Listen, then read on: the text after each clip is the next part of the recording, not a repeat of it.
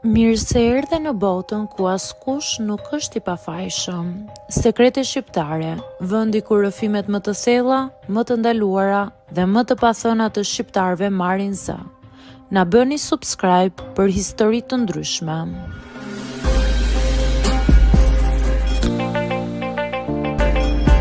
Jam 35 vjeçe dhe prej 4 vitesh jetoj në Tiranë me burrin tim. Ai është disa vite më i madh se unë dhe kur u martuam, shumë njerëz më gjykuan jo vetëm për diferencën në moshë, por edhe për faktin që ai kishte një djalë nga martesa e parë. Do ta kesh të vështirë, më thoshin shpesh. Nuk është njësoj të ish në një familje ku ka fëmijë të rritur. Në fillim, edhe unë kisha frikë. Jo nga burri im, por nga ideja se si do të ishte të jetoja me djalin e tij në të njëjtën çati. Ai ishte 21 vjeç kur unë u futa për herë të parë në atë shtëpi. I gjatë, i heshtur dhe shumë i mbyllur në vetvete. Nuk ishte i pasjellshëm, por duke i qartë që nuk e kishte pritur mirë martesën e dytë të atit. Dhe sinqerisht nuk e fajsoja. Unë isha një grua e huaj që po hynte në jetën e tyre dhe po ndryshonte ekuilibrin e shtëpisë. Në muajt e parë, marrëdhënia jonë ishte formale. Flisnin vetëm për gjëra praktike, nëse kishte ngrënë, nëse i duhej ndonjë gjë, ose kur uleshim të tre në tavolinë për darkë. Ai kalonte pjesën më të madhe të kohës në dhomën e tij. Burri im punonte shumë dhe shpesh kthehej vonë, prandaj shumicën e kohës në shtëpi mbeteshim vetëm unë dhe djali i tij. Në fillim, ajo situatë më bënte të ndihesha në siklet. U mundoja të mos ndërhyja shumë në jetën e tij, sepse nuk doja të dukej sikur po përpiqesha të zvendçoja maman e tij.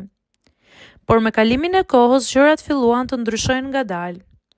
Një pasdite, ndërsa po rregulloja kuzhinën, ai hyri dhe më pyeti nëse mund t'i bëja një kafe. Ishte era e parë që më fliste me dëshirë dhe jo thjesht nga edukata.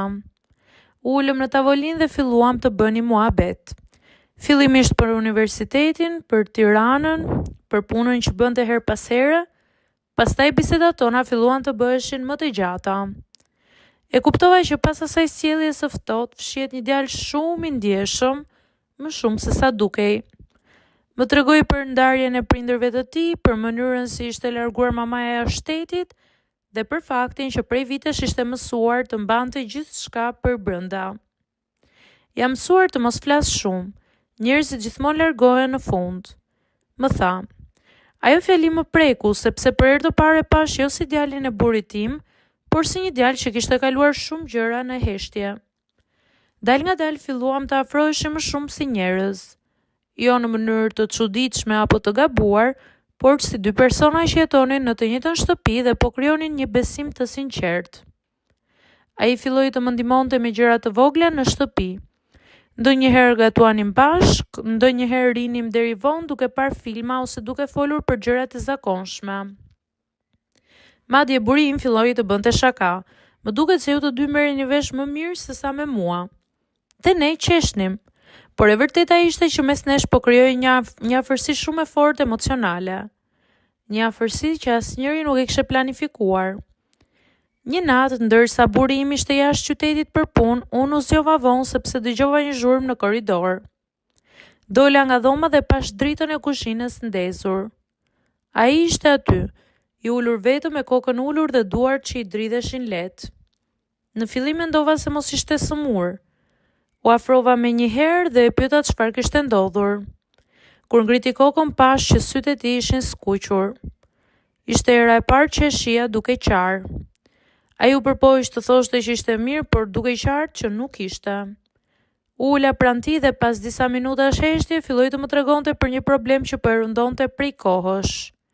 Për presionin që ndjente, për vetminë dhe për faktin që nuk i kishte treguar askujt asgjë.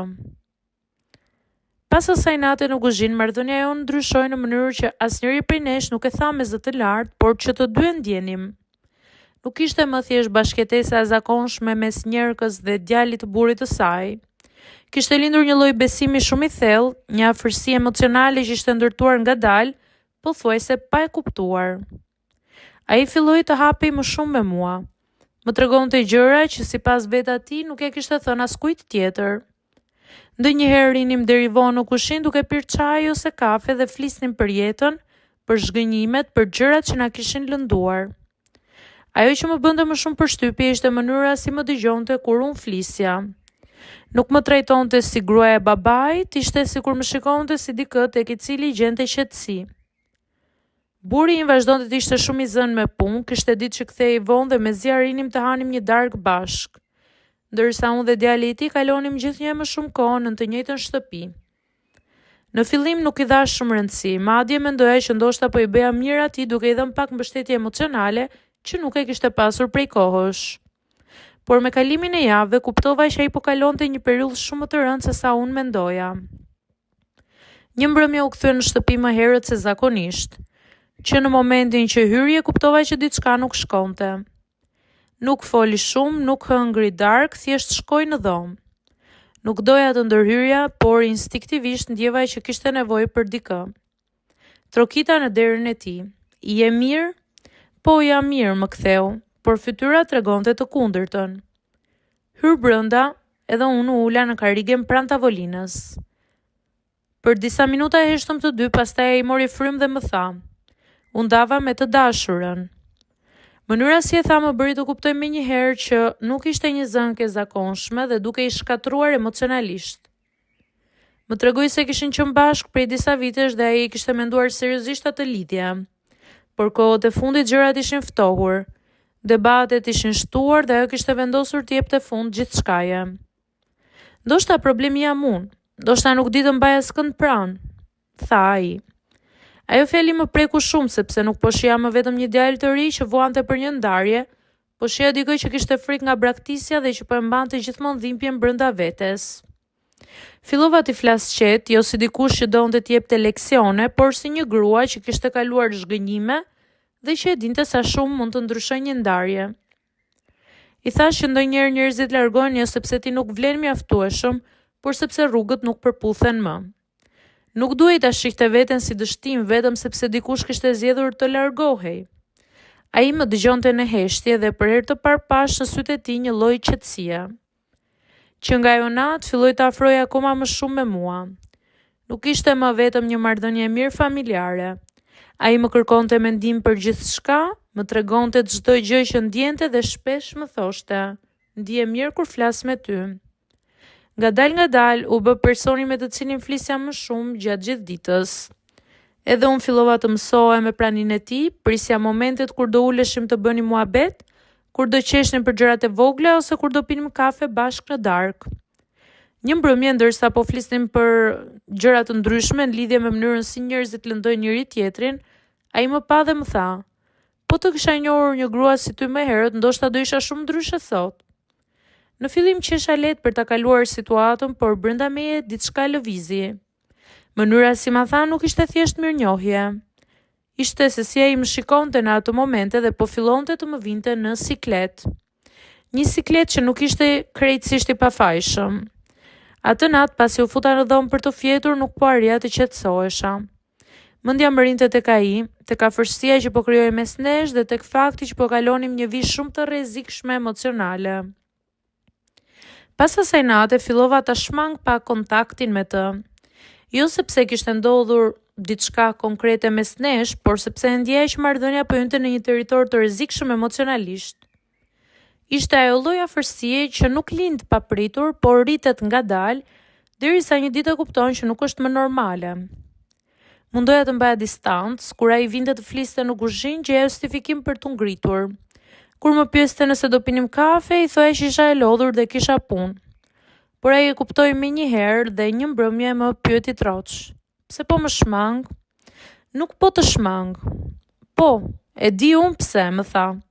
Kjo fjali më tensionoi shumë, sepse edhe unë e dija, por askush prej nesh nuk ishte guxuar ta thoshte me zë të lartë. Ai u afrua pak më pranë dhe vazhdoi: "Nuk kam dashur të ndodh kështu, por nuk mund të bëj sikur nuk ndjej gjë. Ti e gruaja e babait tim," më tha. "E di," ja ktheva dhe pikërisht ky është problemi. Ajo natë nuk përfundoi me ndonjë skenë dramatike, përkundrazi, ishim të dy të vetëdijshëm që ajo që po ndodhte ishte gabim dhe po luani me diçka që mund të shkatronte gjithçka. Por problemi ishte se ndjenjat nuk zhduken vetëm sepse i quan të gabuara. Ditët që pasuan u bën më të vështira. Tensioni mes nesh ndjej në çdo moment. Mjaftonte një shikim i gjatë, një heshtje të çuditshme ose një bisedë pak më personale që gjithçka të bëhej rënd emocionalisht. Në mes të gjithë kësaj, buri im nuk kuptonte gjë. Ai vazhdonte rutinën e tij normale, ndërsa unë ndjesha çdo ditë më fajtore. Një mbrëmje ndodhi ajo që e dija se herët avon do ndodhte. Buri im ishte jashtë qytetit për punë dhe në shtëpi isha vetëm unë dhe ai. Kishte rënë shi gjithë darkën dhe drita tikën për disa minuta. Ulëm në sallon me vetëm një llampë të vogël emergjence e ndezur. Atmosfera ishte e rëndë, po flisnim për gjërat e zakonshme, për të dy e ndjenim që mendja jon ishte diku tjetër. Në një moment ai më pa gjatë dhe tha: "Do doja mos të kisha njohur fare. Do doja të kisha njohur në një jetë tjetër, në një moment tjetër." Ajo fjali më goditi drejte në zemër sepse ishte pikërisht ajo që edhe unë kisha filluar të mendoja në heshtje. Gjithsesi, kuptova që gjërat nuk mund të vazhdonin ashtu. Pas disa javësh tensioni dhe heshtje, vendosa të flas me burrin tim. Nuk hyra në detaje të panevojshme, por i tregova të vërtetën që martesa jonë kishte kohë që ishte bosh dhe nuk isha më e lumtur. Ai e kuptoi më shumë se sa unë prisja, ndoshta sepse thellë brenda vetes se kishte ndjerë prej kohësh që diçka nuk shkonte. Ndonjëherë jeta të vendos përballa ndjenjave që ti nuk i planifikon kurrë. Sado që përpiqesh të luftosh, ato gjejnë një mënyrë për të dalë në sipërfaqe. Nuk jam krenare për gjithçka që ndodhi, por një gjë e di me siguri. Në fund, të dy u gjetëm te njëri tjetri në momentin kur kishim më shumë nevojë për dikë që të na kuptonte vërtet.